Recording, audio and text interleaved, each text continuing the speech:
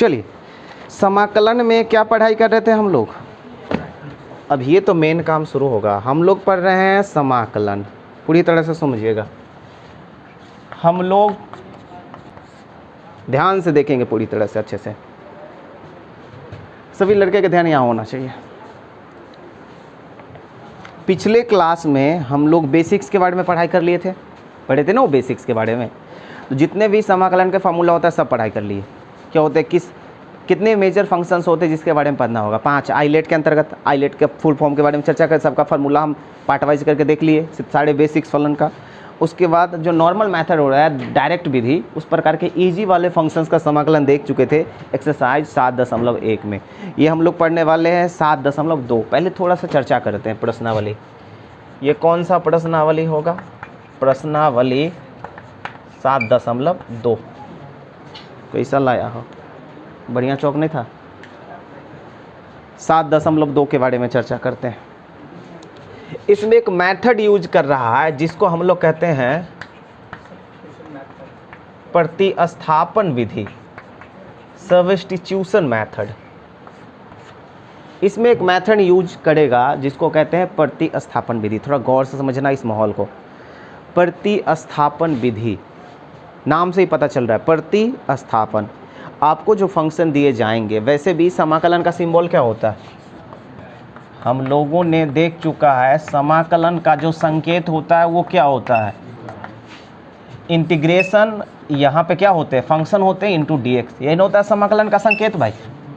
यहीं पे ना फंक्शन होते हैं, ये दोनों तो अपना सेम है, फिक्स है। यहीं पे ना फंक्शन होते हैं, यहीं पे होते हैं फंक्शन। क्लियर है? तो सबसे पहले अगर यहाँ पे सिंपल फलन है तो बड़ी आराम से डायरेक्टली उसका समाकलन कर लेंगे। लेकिन सोचिए यहाँ पे आपको अलग अलग प्रकार का भी फलन दिया जा सकता है।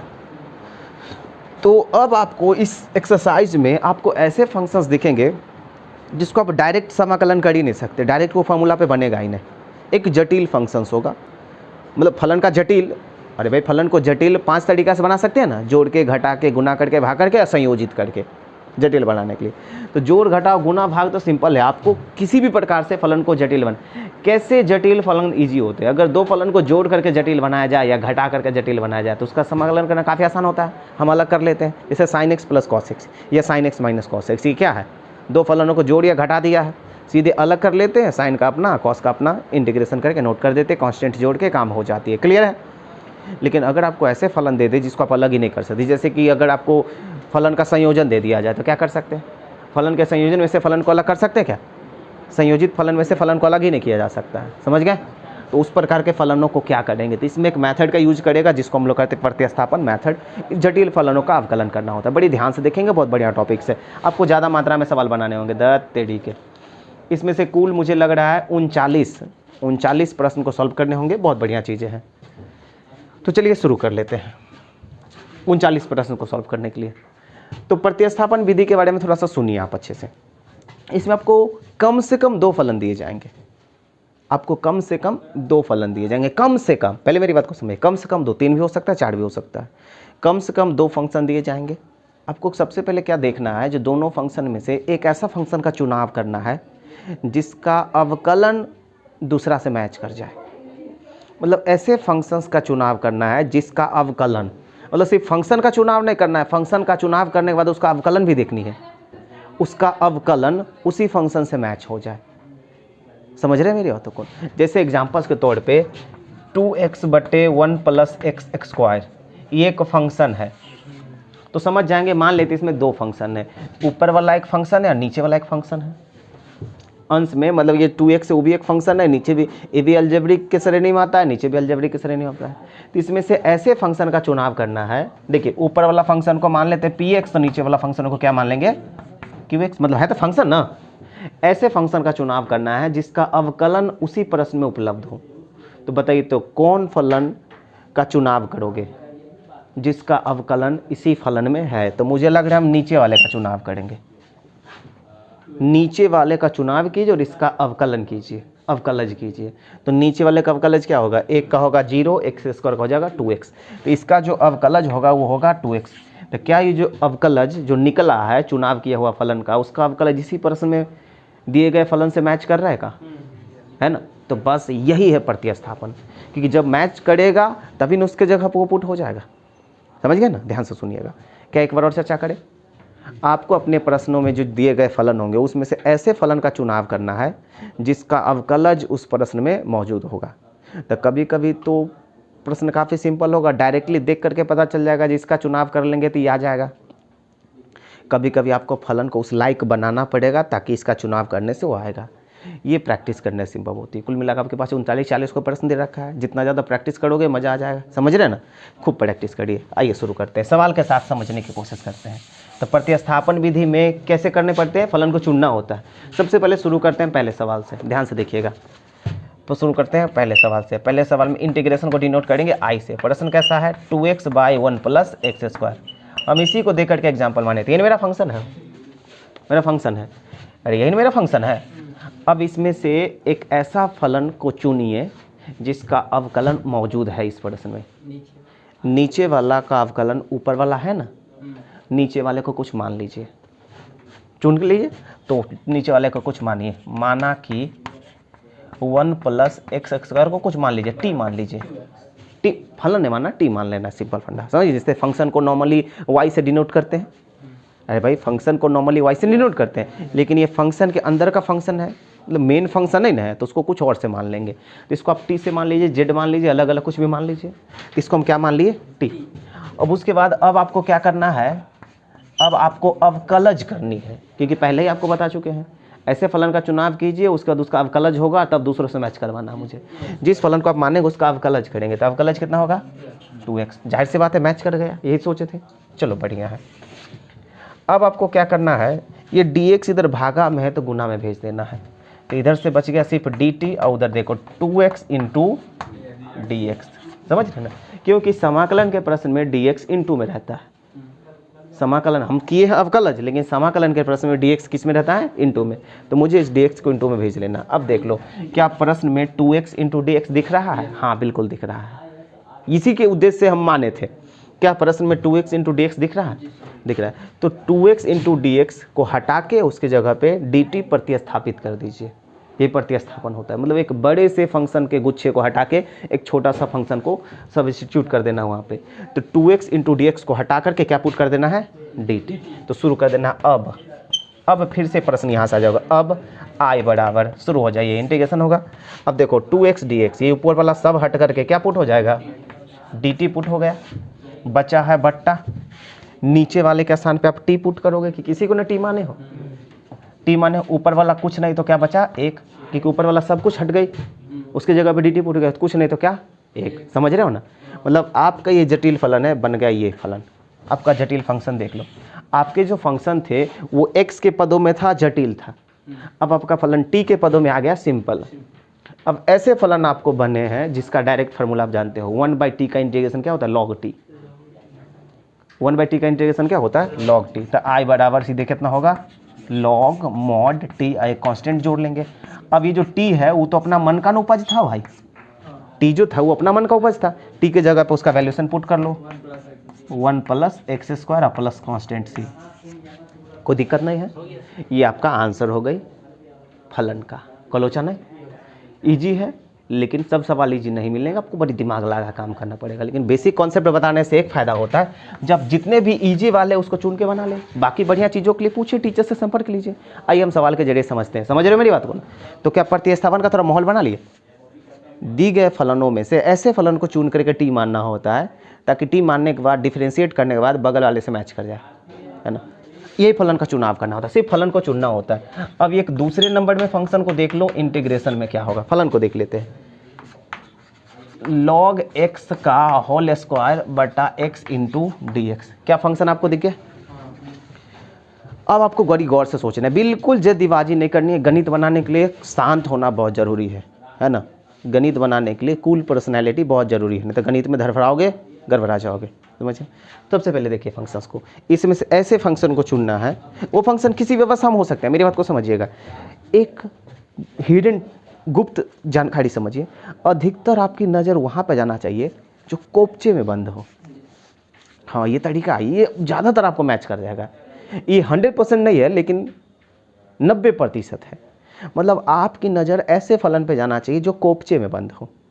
तो कोपचे में बंद मतलब ब्रैकेट, मतलब हो सकता है किसी पावर के अंदर में हो, आधार के पद में हो सकता है किसी एंगल में हो सकता है पावर में हो, ये सब कोपचे वाला बंद है।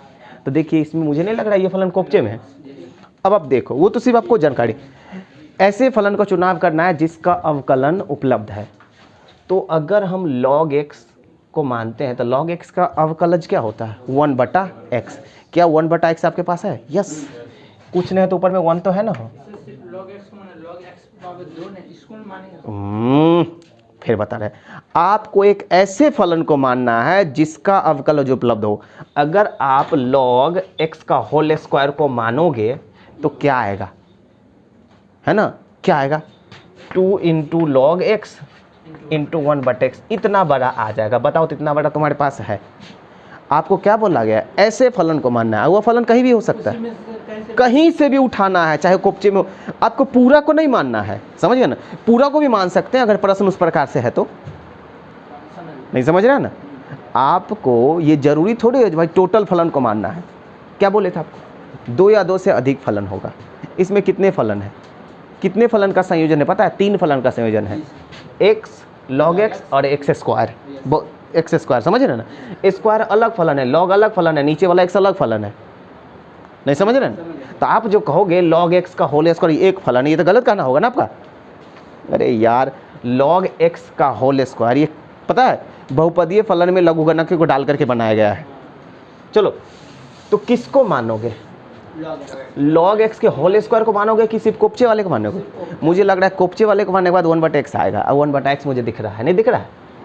तो अब माना कि शुरू हो जाएंगे, यही चुनना है आपको। माना कि t = कितना हो जाएगा log x। अब इसका डिफरेंशिएट करेंगे तो log x का हो जाएगा 1/x। dx इधर भागा में है तो dx मुझे गुना में भेजना है। अब देखिएगा इस प्रश्न में 1/x तो पहले ही से सोच लिए थे जो है, और dx तो इंटू में रहता ही है समाकलन में, इसीलिए dx को हमेशा भेज देते हैं। अब 1/x dx दिख रहा है प्रश्न में, 1x dx, नहीं समझ रहे हैं ना। अब ये तीनों चीज़ हट जाएगा और तीनों चीज़ की जगह पर हम dt प्रतिस्थापन कर लेंगे, कोई दिक्कत नहीं होना चाहिए। अब आप सवाल को शुरू से, अब नाउ इंटीग्रेशन का सिंबल था ये तीनों को हटा करके हम क्या लिखेंगे dt, समझ गया ना। ये तीनों को हटा के हम लिख देंगे dt। अब बचा क्या log x का होल स्क्वायर। अब log x के जगह पे हम लिखेंगे t, ये माने थे, और स्क्वायर तो अपना जगह पे है। अब आप अपने फंक्शन को देखिए, x का फलन था वो t के फलन में कन्वर्ट हो गया। फलन को नज़र मारिए, t स्क्वायर, ये ना आपका फलन है। t स्क्वायर का इंटीग्रेशन आपको पता है क्या होगा sir, t³/3 plus constant c, सही है। अब i बराबर t के जगह पे मान पुट कर लीजिए। आप क्या मान रखोगे log x का होल क्यूब अब बटा 3 प्लस कॉन्स्टेंट c, कोई दिक्कत नहीं होना चाहिए। प्रतिस्थापन विधि का उद्देश्य होता है एक जटिल फलन को सिंपल फलन बनाना। एक तीसरा सवाल लो जो कि कुछ ऐसा है, 1/x plus x into log x। आप मुझे बताओ, हम रुकेंगे, ये फंक्शन है आपका। पहले बताओ, सबसे पहले देखोगे ना दो फलन में से क्या आपको 2 फलन दिख रहे हो ना, मुझे ऊपर में क्या दिख रहा है 1। अब इसको देखिए किसको मानने पर कौन आएगा, नीचे वाला मानने पर ऊपर वाला आ जाएगा, ऊपर में तो कुछ है ही नहीं। गौर से देख लेना। और मेरी बात की एक चीज़ और ध्यान रख लीजिए, प्रश्न पहले देख लीजिए आपको प्रश्न सुंदर है कि नहीं। देखिए पहली बात तो क्या कॉमन लेना एक प्रोसेस है ना, कॉमन लेना भी गणित में एक बहुत बढ़िया विधि माना जाता है, प्रोसेस माना जाता है। तो पहले प्रश्न को नज़र मारिए। आपको सबसे पहले डायरेक्ट इस फॉर्म में आप प्रश्न को किसी को मान नहीं सकते क्योंकि आपके प्रश्न एक ही फलन है, इसको सबसे पहले 2 बनाना होगा। तो मुझे लग रहा है 1 तो है और नीचे में x दोनों में है, तो कॉमन हो जाएगा। समझ रहे हो कि नहीं। अब आप देखोगे तो इसको मानेंगे तो 1/x नहीं आ जाएगा। एक टोटल को मानना, सिर्फ log x को मत मानिएगा। कोशिश करना ज़्यादा से ज़्यादा बड़ा सा चीज़ को मानना, जितना बड़ा चीज़ को मानेगा उतना ना उसको हटा कर t बैठाओगे। देखिए आपको log x को मानने से भी 1/x आ जाएगा और 1 प्लस log x को मानने से भी 1/x आ जाएगा। तब किसको मानोगे, log x को मानोगे 1 plus log x, 1 plus log x मानेंगे तब ना ये सारा का सारा हट जाएगा, तो फलन बहुत ज़्यादा छोटा हो जाएगा, तो बाद में वो जटिल अवस्था रहेगा ही रहेगा। तो किसको मानेंगे, लॉग एक्स को कि 1 plus log x? 1 plus log x को मानोगे, उनका 0 हो जाएगा लॉग एक्स का। क्या किसका प्रतिस्थापन करेंगे, समझ रहे हो ना? किसको टी मानेंगे, माना कि टी मानेंगे हम 1 प्लस लॉग एक्स को, टी मानेंगे 1 प्लस लॉग एक्स को। उसके बाद हम इसको डिफ्रेंशिएट करेंगे तो D T by D x तो 1/x, डी टी को ध्यान देते 1/x और डी एक्स भागा में तो गुना में, समझ रहे हैं ना? अब देखिए 1/x और dx, अब मत बोलना जो कहाँ गया। अब ये और ये तीनों, अरे जरूरी नहीं जिस तीन को हटाओगे एक साथ ही रहेगा, कहीं कहीं हो सकता है, बस वहाँ से हटा कर देना है। ये और ये तीनों को हटा करके क्या लिखना है, dt। तो नाउ करके हम लिखना शुरू कर देंगे, आई बराबर ये तीनों को हटा कर क्या लिख देना है, dt। बटा बचा हुआ है, नीचे में t बचा हुआ है, क्योंकि इसके जगह टी लिखेंगे, नेक्स्ट तो हट ही गया, और ऊपर में कुछ नहीं तो एक। अब कहेगा एक हट गया था तो ऊपर में कुछ नहीं ना बचना चाहिए, अरे कुछ नहीं तो एक है ना, कोई दिक्कत नहीं होना चाहिए, समझ रहे हैं पंडित? कुछ नहीं तो ऊपर में 0 बचेगा। अब देखिए आपका फलन, ये किताब का फलन था और ये आपका फलन है, 1/t का इंटीग्रेशन आपको पता है, log t प्लस कांस्टेंट। अब बताइए log और t के जगह पे मान पुट कर दोगे 1 प्लस लॉग एक्स प्लस सी, यही फलन मान जोड़े थे, कोई लोचा नहीं ना? प्रतिस्थापन धीरे धीरे दिमाग पे चढ़ रही है। चौथा नंबर में पूरे कहाँ चढ़ा, अभी हम बोलेंगे पूरे कब चढ़ेगा। क्या है इसके बाद, sine x into sine cos x. देखो आपका फंक्शन यहाँ से यहाँ तक है, पहले बताया इसमें से किसको आप टी मानोगे, कॉमन लेंगे। कॉमन लेने के लिए कुछ है का, एक को पद है इनटू में, किसको आप टी मानोगे? आपको पहले बता चुके हैं, काम अगर समय बचाना है, जो आप 50 सवाल को बना करके एक्सपीरियंस गेन करोगे वो हम आपको बोल के बताते हैं, क्योंकि मैंने बनाया ना। आप सीधे नज़र उस फलन पे डालो जो कोपचे में बंद हो, नहीं तो ऐसे ये एक्सपीरियंस आपको 50 सवाल बनाने के बाद ना आएगा, पहले नज़र मार लो, अब उस फलन पर नज़र मारो। वैसे भी जितना जल्दी फलन चुना जाएगा उतना जल्दी हम टी मान के आगे बढ़ जाएंगे, तो उस फलन को टी मानो जो कोपचे में बंद हो। कोपचे में कौन बंद है, देखोगे cos x का अवकलन करोगे तो मुझे आएगा माइनस साइन एक्स, लेकिन माइनस साइन एक्स, लेकिन क्या साइन एक्स है ना मेरे पास। चलिए शुरू करते हैं, मान के आपको समझाते हैं। माना कि t बराबर किसको मानेंगे, cos x, तो dt बटा dx कितना होगा, माइनस साइन एक्स। लोचा ये ना होगा जो मुझे सिर्फ साइन एक्स है मेरे प्रश्न में, लेकिन मुझे माइनस साइन एक्स आ गया, ज़्यादा आ जाना चाहिए कम नहीं आना चाहिए, मतलब मुझे माइनस एक्स्ट्रा आ गए थे, काम करते माइनस को इधर भेज देंगे, तो dt के साथ इस माइनस को भेज दिए, उधर कितना बचा है साइन एक्स, और dx भागा में तो गुना में, माइनस किधर भेज दिए, इधर भेज दिए। ऐसे समझ रहेगा, समझ रहे हो? अब ये साइन एक्स और dx ये दोनों को हटा करके माइनस dt ने पुट कर लेंगे, तो अब i इक्वल टू, शुरू हो जाइए, ये दोनों को हटा के क्या पुट कर लेंगे, सॉरी dt, लेकिन वो भी माइनस dt। एक काम करते हैं ना, dt पुट कर लेंगे माइनस में, माइनस को बाहर खींच देगा, ये दोनों को हटा कर dt, अब बचा क्या, यही तक ना बचा, तो बचा है साइन, और ये कोपचे वाले को टी नाप माने हो, नहीं समझा ना? अब आपका फंक्शन ये बन गया। अब देखिए फंक्शन सिंपल बना के नहीं, अब माइनस तो है ही ना, माइनस तो है ही, और साइन टी का integration minus cos T, sine T का इंटीग्रेशन कितना, माइनस कॉस टी, एक कांस्टेंट जोड़ लो, ये माइनस माइनस क्या हो जाएगा, प्लस कॉस, और टी की जगह पे फिर से पुट कर लो, कॉस एक्स प्लस ये आपकी आंसर हो गई। कोई जुलम है क्या, है ना? मतलब सिर्फ इस्तेमाल करना है टी का, फिर बाद में उसके जगह मान पुट कर देना है, ताकि आंसर में कभी टी दिखे नहीं, तो हम सवाल पूछ देगा टी कहाँ से आया, हम तो नहीं दिए प्रश्न में, मतलब सवाल को यूज करके रास्ते में छोड़ देनी है। इस प्रकार से होती है मैथ्स के फंडे। ये सवाल नंबर 4, 5, 6 भी देखेंगे, लेकिन जगह खत्म हो गई, खाली करिए आप इसको 1 बाय 1 प्रतिस्थापन। चलिए और देखते, एक 5वां सवाल है जो कि कुछ ऐसा है, क्या है पांचवा में, साइन ए एक्स बी और cos A X plus B into D X. सबसे पहले अपने फंक्शन को देख लो, इसको तो आप दो तरीका से बना सकते हो, है ना। सबसे पहले देखिए, दोनों का एंगल सेम है, एंगल सेम है ना, एंगल सेम होने से हम ये समझते दोनों एक जाति का है। त्रिकोणमिति की जाति उसके एंगल से पहचानी जाती है, तो अगर दोनों का एंगल सेम है तो समझ जाएंगे दोनों एक जाति का है। फार्मूला पे बैठ सकता है, टूट सकता है, जुट सकता है। अब अगर हम cos x को कुछ मानेंगे तो साइन आ जाएगा, साइन को मानेंगे cos आएगा। तब दोनों में से किसी को मान लो, दूसरा आ जाएगा। एक तो ये मेथड्स हुआ, नहीं समझ रहे ना, प्रतिस्थापन। अगर साइन ax प्लस बी मानेंगे तो cos ax प्लस बी आ जाएगा, आ जाएगा। और नहीं तो आप त्रिकोणमिति का फार्मूला लगा लो। बात सुन करिए, साइन 2 थीटा का फार्मूला क्या होता है, 2 साइन थीटा इंटू, देखो दोनों का सेम एंगल है ना।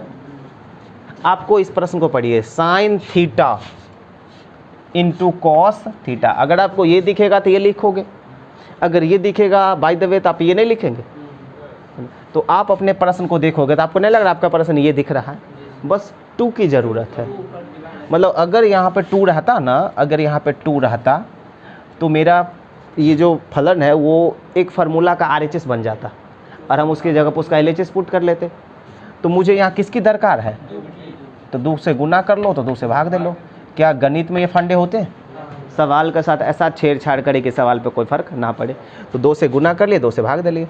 अब आपका सीधे अगला स्टेप में प्रतिस्थापन नहीं हो रहा है ना, प्रतिस्थापन नहीं हो रहा। आप सीधे इसकी जगह 2 sine theta into cos theta को क्या लिखेंगे, साइन 2 थीटा। ये सारा का सारा टोटल एंगल है ए X plus B.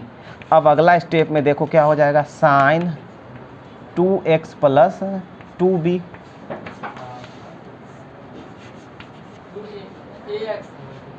Sorry 2ax plus 2b। अब आप गौर से अगर देखेंगे तो आपका फंक्शन एक सिंपल फंक्शन नहीं बन गया। इसको पढ़ो क्या पढ़ोगे, साइन x का इंटीग्रेशन क्या होता है, minus cos minus cos x. 2a कहाँ से दिए समझ में आया, 2a कहाँ से बट 2a कहाँ से आया नीचे में पता चला, पहले एक्सरसाइज में सिखा चुके थे। x के गुणांक से भाग देते हैं। साइन x का समाकलन कितना होगा, minus cos x. Sign 2x का समाकलन माइनस कॉस 2x बटे 2। साइन 10x का समाकलन माइनस कॉस 10x बटा 10। याद है ना, x के गुणांक से हम भाग देते। अगर कभी x का गुणांक कुछ हो तो अब कहेगा सर ये b कहाँ गया, b x का गुणांक थोड़ी ना, कांस्टेंट पद में x का गुणांक कौन है, अरे x का गुणांक सिर्फ 2a है ना, तो उसी से भाग देंगे। समझ गया ना। तो ये बिल्कुल मत भूलना, बेसिक चीज़ें ये जो आप पहला एक्सरसाइज में सीखते हो वो सभी एक्सरसाइज में यूज हो सकता है। वो कांस्टेंट पद से कोई लेना देना नहीं है मुझे, समझ रहे ना, वैसे भी वो गायब होने वाली होती है। ध्यान सुनिएगा, जो हम पहला एक्सरसाइज में सीखते हैं वो सब एक्सरसाइज में यूज होता है। गणित को जो हम लोग पहला क्लास में पढ़े थे जोड़ घटा, वही ना पूरा गणित यूज हो रहा है। समझ रहे हो चीज़ों को। तो ये रहा आपका चीज़ें, नहीं पल्ले पड़ा इसको, समझ गए। तो इस चीज़ों को ध्यान रखेंगे, बेसिक चीज़ है भाई। साइन एक्स का क्या होता है इंटीग्रेशन, माइनस कॉस एक्स। अगर हम आपको बोलेंगे sign A X plus B का इंटीग्रेशन तो क्या होगा, minus cos A X plus B अब बटे ए। समझ रहे हो, कोई दिक्कत होनी चाहिए। यहाँ पे अगर आपको सीधे साइन ए एक्स का इंटीग्रेशन होगा माइनस कॉस ए एक्स अब बटे ए, समझिए। तो x के गुणांक से भाग दीजिएगा, अचर पद को ध्यान नहीं देना है आपको, कोई दिक्कत नहीं होना चाहिए। कहाँ गया 1/2, 1/2 को तो मुझे लेना ही है। यही आपको बता करके आप मुझको जो ज़िंदगी का गुर रहस्य सिखाए हैं हम ये कभी नहीं भूल पाएंगे। ये जो आप 1/2 को जो मुझे बताए हो ये तो मुझे पता ही नहीं था, आपसे सीखे हम। अब देखो, अब अगला स्टेप में क्या करिएगा, एक राउंड और थोड़ा बढ़ा देंगे, minus cos 2ax plus 2b, अब बटे में 4a कर लेंगे क्या, क्योंकि 2 से नीचे गुना हो जाएगा ना। तो ये रही चीज़ें, तो क्या थोड़ा सा पल्ले पड़ गई चीज़ें, लेकिन इसमें हम प्रतिस्थापन मेथड यूज नहीं किए हैं, है ना। ये सिंपल मेथड था, बस ये करना था। इस मेथड को आप रूपांतरण भी कह सकते हो, जिसका चर्चा भर के यूज होगा नेक्स्ट एक्सरसाइज में। इसे झलक दे दिया रूपांतरण का, नाम पता लग गया। रूपांतरण मतलब रूप को बदल देनी है, ट्रांसफॉर्म कर देनी है, फलन के रूप में बना देना, फार्मूला लाइक। ये रहा, जल्दी से इसको आप लिखिए, उसके बाद हम लोग मिलेंगे। अभी एक क्लास और चाहिए मुझे प्रतिस्थापन में, अच्छे अच्छे सवाल मिलेंगे। कुल 40-39 सवालों को पढ़ना है बस।